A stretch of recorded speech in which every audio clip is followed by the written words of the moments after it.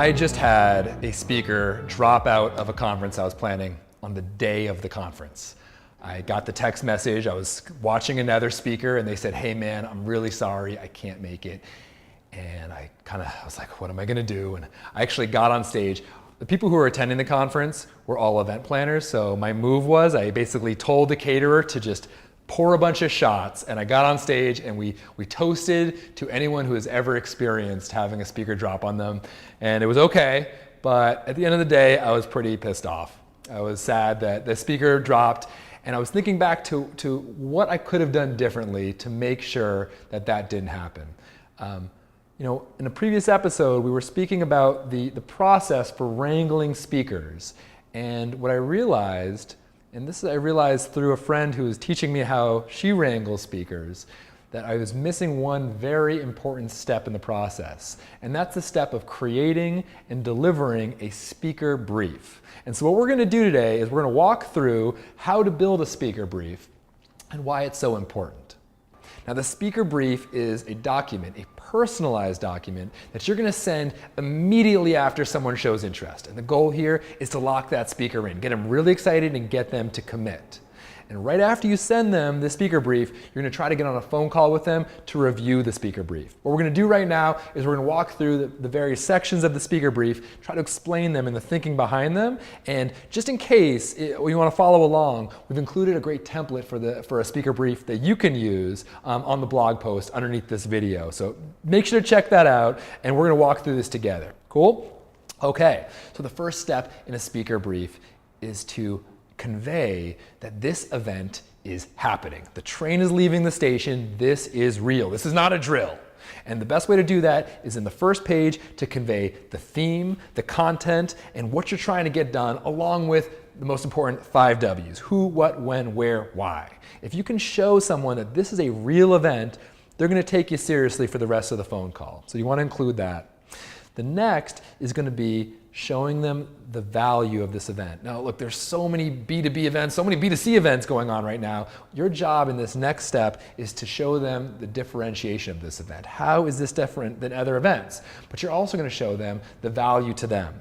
From our previous episode, you'll remember that there are 4 P's that convey value, right? It's the people, that includes current speakers, those that have confirmed, and past speakers, as well as the audience. Who are the people that are going to be attending this event?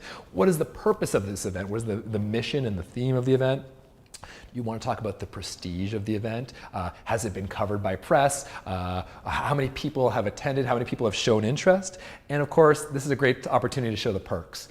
Are you paying them? Are you covering their travel? Is there really great snacks in the green room? Do they get a gift bag? Things like that. That's a great time to include that. You want to show them the differentiation.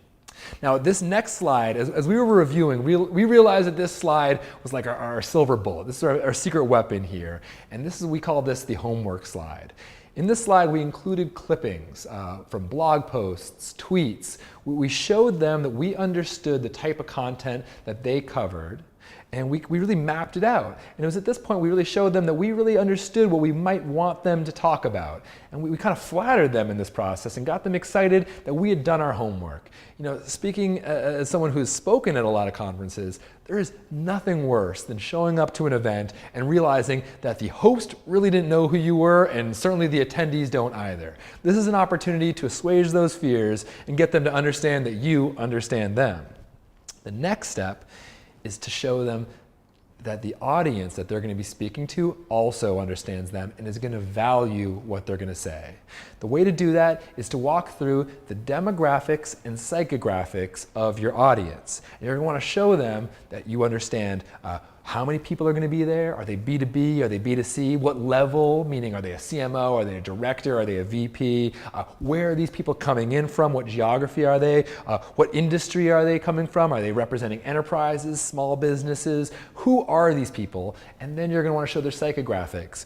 What is their mindset coming in? Why are they coming to this event? What are they looking for? What value are they looking to get by attending this event?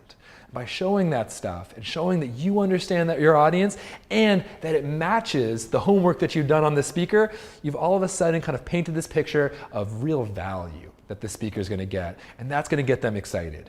And that leads into a very important step that we call the pause. Because at this point, you really want to take a step back and ask them, Are you in? Really important question. And we found that when we asked people this, they would pretty quickly say, yeah, this sounds interesting. And the next question you want to ask is the double confirm, which is, okay, I'm going to confirm you for this time slot. I'm going to lock you in here. And you want to hear them say, okay, that sounds good. And if they don't, you want to take a step back and say, okay, well, let me know when you can confirm. That double confirmation is a really important step. And as I think back to the speaker that dropped out on me, I realized I didn't double confirm. I really want to focus on that. Ask the question. Make them say twice, yeah, I'm in. Once they say, okay, cool, I'm in, you want to walk them through what they're committing to. And that includes things like what the due date of all the content that they're going to provide for you. You want to walk through the commitment of what the topic that they're going to come up with, and maybe even come up with a title right then. You're going to want them to commit to any kind of on-stage interviews, social promotion that they're going to commit to. You're going to walk through a list of what they are committing to right there on the phone. And maybe most important, you need them to commit to a date that they're going to fill out what we call the speaker preferences form. Now, that's a whole run of show episode unto itself. So I'm going to pause and just say, we're going to hit that later. Come back and check out another episode when we talk about speaker preferences. But as I said, you really need them to commit to filling that out by a certain due date. And then that should be the end of the call. You should say, thank you so much. We are so excited. And right after the call, and I'm saying the second you hang up that phone, you want to send them an email with the speaker brief reattached saying, great, thank you so much. Glad we can confirm you. Okay, so that's the speaker brief, but I want to talk about 3 things that you can do leading up to the event that I think will be effective in locking in the speaker. The first is stay excited. Keep momentum on this. Treat the speaker like you would an attendee. Look, there might be a long time before the event happens from the time you actually lock them in. You want them to build momentum and build excitement around the event just like you would your attendees. The worst thing you can do is kind of forget about it and hope they show up on the day of the event, right? Number 2 is look for indicators leading up into the event that they might not be in. If they don't promote it on their own, if they don't ask logistic questions, those are early warning signs that they might not actually be in, and they might just kind of be paying you lip service. As I think back to the speaker that dropped out on me, I can tell you he didn't really ask any important questions, and I really should have known. Last but not least, be human. Look, if you act like a human on the phone and say, hey, I just want to make sure you're in, I want to make sure that we're aligned on the content and that we have a common vision here. If you act like a human, you become their friend, you'd be surprised as to what that can do. People don't like letting other humans down.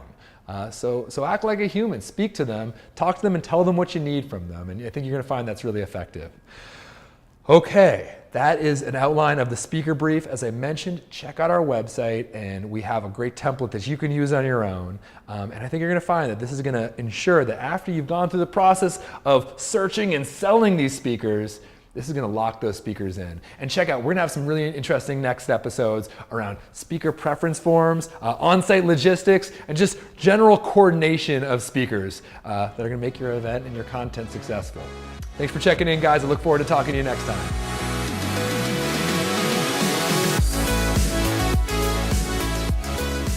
Craving more event content? If so, subscribe below and you can check out more episodes of Run Up Show Weekly.